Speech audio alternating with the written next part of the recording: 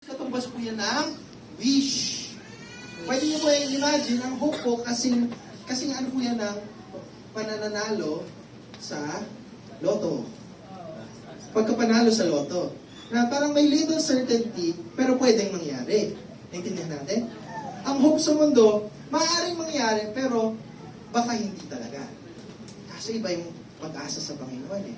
Ang pag-asa natin sa Panginoon, ang pangalan niya ay Elvis.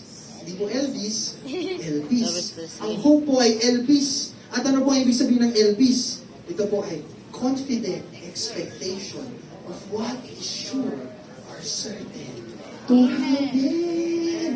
Pwede po tayong umasa sa Panginoon. Dahil, yun na nga yung natutunan natin, yung salita niya. Yung salita niya mangyayari.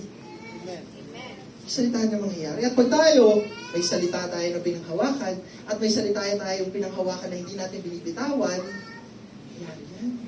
At sa hindi natin pagbitaw ng salita na meron tayo, pwede tayong umasa na hindi lamang po yan mananatili na hinahawakan.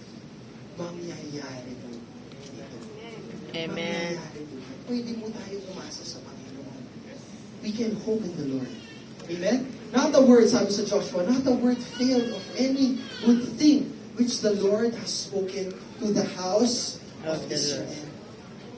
All came to pass.